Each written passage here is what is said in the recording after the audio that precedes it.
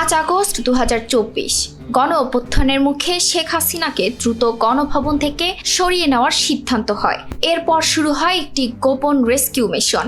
সামরিক সূত্রের বরাতে জানা যায়, গণভবন থেকে শেখ হাসিনা ও তার বোন শেখ রেহানাকে একটি বিমান বাহিনীর MI-17 হেলিকপ্টারে করে কুর্মিটলা এয়ারবেসে নিয়ে যাওয়া হয়। প্রতিবেদন অনুযায়ী ওই হেলিকপ্টারের পাইলট ছিলেন এয়ার কমোডর আব্বাস এবং কো পাইলট ছিলেন গ্রুপ ক্যাপ্টেন রায়হান কবির। কুর্মিটলায় আগে থেকেই প্রস্তুত রাখা হয়েছিল একটি সামরিক পরিবহন বিমান C-130 জুলিয়েট। সেখানে শেখ হাসিনা পরিবারের কয়েকজন সদস্য অপেক্ষায় ছিলেন। এরপর সন্ধ্যা 6টা 15 মিনিটে C-130 বিমানটি ভারতের উদ্দেশ্যে ঢাকা ছাড়ে।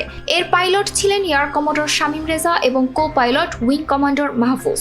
শেষ পর্যন্ত দিল্লির হিন্দন বিমান ঘাঁটিতে বিমানটি অবতরণ করে। সেখানে শেখ হাসিনাকে অভ্যর্থনা জানান ভারতের জাতীয় নিরাপত্তা উপদেষ্টা অজিত দোভাল সহ কয়েকজন কর্মকর্তা। প্রতিবেদনে আরও বলা হয়েছে, পুরো রেস্কিউ মিশনের সমন্বয়ে কয়েকজন সামরিক কর্মকর্তা গুরুত্বপূর্ণ ভূমিকা পালন করেন। তবে সবচেয়ে গুরুত্বপূর্ণ বিষয়, এসব তথ্য এখনও বাংলাদেশ সরকার বা সশস্ত্র বাহিনীর আনুষ্ঠানিক কোনো প্রতিবেদনে নিশ্চিত করা হয়নি। সংশ্লিষ্ট সূত্রের বরাতে পাওয়া এসব তথ্য স্বাধীনভাবে যাচাই করা সম্ভব হয়নি। অর্থাৎ হাসিনার দেশত্যাগের সেই আলোচিত কয়েক ঘন্টার নেপথ্যে কারা ছিলেন, কিভাবে পুরো মিশন পরিচালিত হয়েছিল, তা নিয়ে নতুন করে সামনে এসেছে একাধিক চাঞ্চল্যকর তথ্য। ETS Bangla desk report.